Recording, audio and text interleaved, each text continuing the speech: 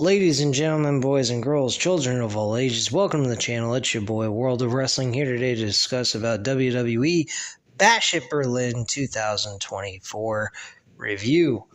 This was a good show, very solid, entertaining stuff. Good matches overall. Only match I didn't care for was the Jade Cargill and Bianca Belair tag team match against Isla Dawn and Iva Fire for the tag team titles, so I didn't care for that match too much. But the rest of the show was actually a very fun, enjoyable, entertaining pay-per-view, and I was very happy to sit through 3 hours worth of the action. And Berlin was a very entertaining crowd, very into the show majority of the time, and I don't have too much complaints about this pay-per-view. I wouldn't say it was a barn burn of an explosive event, but it was still a very good, entertaining pay-per-view that would carry out throughout the entire show.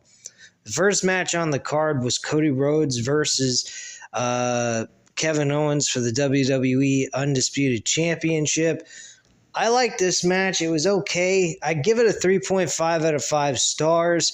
Very predictable matchup, unfortunately, based on the circumstances of the storyline and everything else that's going on. There could be a possibility that Kevin Owens could turn heel along with Randy Orton, or just Randy Orton turning heel at some point. So I honestly think at some point we are going to see Randy Orton turn heel and challenge Cody Rhodes for the WWE Undisputed Championship. Cody Rhodes, of course, will retain the championship. The match, again, 3 out of 5 stars. Solid action overall. Kevin Owens did not look bad in defeat, unfortunately. He has been taking some L's here. Hasn't been able to get ahead. I really wish that at some point Kevin Owens could get a run with a world championship at some point, but currently right now with both titles locked up with Cody Rhodes and Gunther, I don't see any path for Kevin Owens at this point in time for a world championship run, but at least get him in some really good storylines where he has the advantage, he's getting W's and looking good. That's just my viewpoint on that. Anyway, moving past that, we move on to the women's tag team titles. I already mentioned this earlier. This match was probably the worst match. I mean, it wasn't a terrible match. I won't say it was bad, but it had nothing behind it. There was nothing extraordinarily important about it. I mean, it could have been on a Monday Night Raw or SmackDown episode for all I care. This was just a filler match. An appropriate spot, too, as a second match on the card. I'm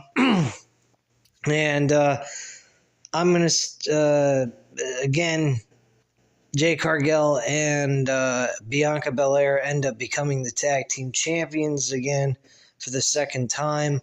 And this match was a 2.5 out of 5 stars. It didn't have any value to it. The match was decent, but it was not an average.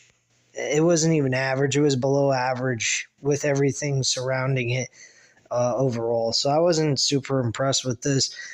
And their title reign for Iva Fire and Isla Dawn, not very stunning or important or anything like that. So I don't give a shit. Moving on, we had CM Punk, Drew McIntyre, strap match. Excellent matchup. Very, very entertaining match. Highly well done. These guys did an excellent job. CM Punk, I will admit, he looked gassed in this match near the end, or in the middle, actually.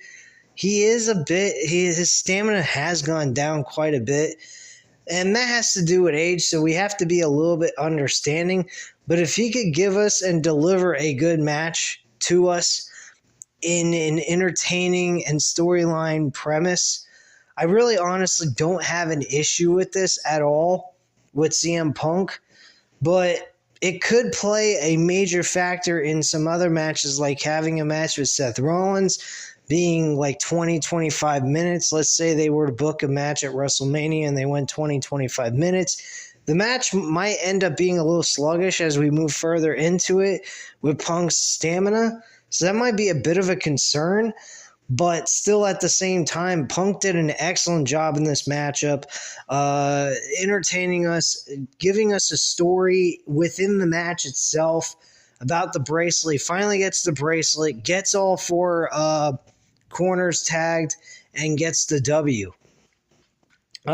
This match I'm giving a 4 out of 5 stars. This was actually one of the better matches on the card, and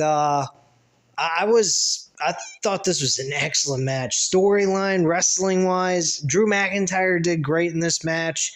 I got to give that to these two guys. They did an excellent job in this matchup. It was actually better than their match at SummerSlam, and SummerSlam's match wasn't bad at all either. So, got to give a lot of credit to both of these guys and the work they put in. The next match after that was the mixed tag team match with Damian Priest and Rhea Ripley against Liv Morgan, Dominic Mysterio. This was another entertaining matchup that was surprisingly well done as well. It is fairly close, as good as the CM Punk Drew McIntyre match. My bud, Matt 87 Eagle, he went ahead and he predicted that he thought that the Dominic and Liv Morgan was going to win on account of Finn Balor's interference with the Judgment Day. He was very close on that prediction. I'm glad he was wrong because I drew $62.50 on a bet with this match, and I'm glad I didn't lose because that would have sucked. And I only won an extra $10 on CM Punk.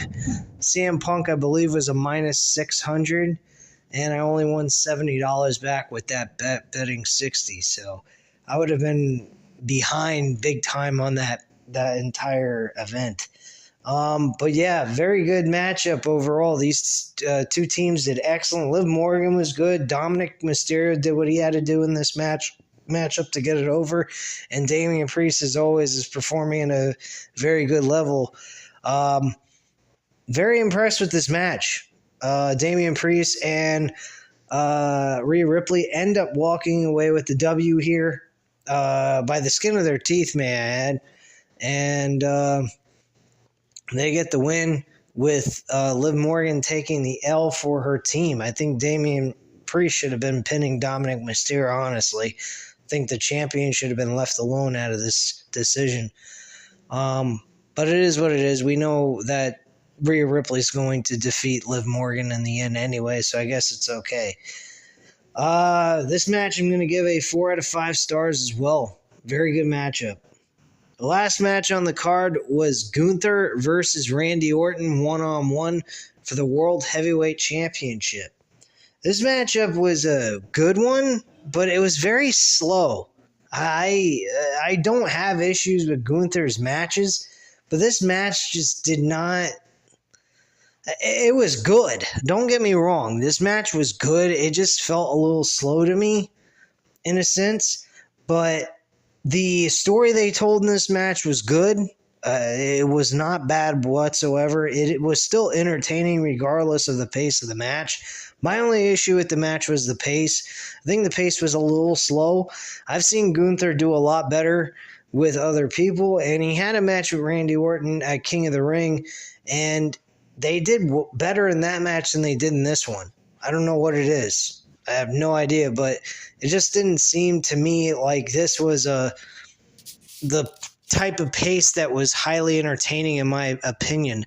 But at the same time, the ending was very, very undisputable. The way they ended it with Gunther submitting him with a rear naked choke and him not actually tapping out, him just passing out and refusing to tap.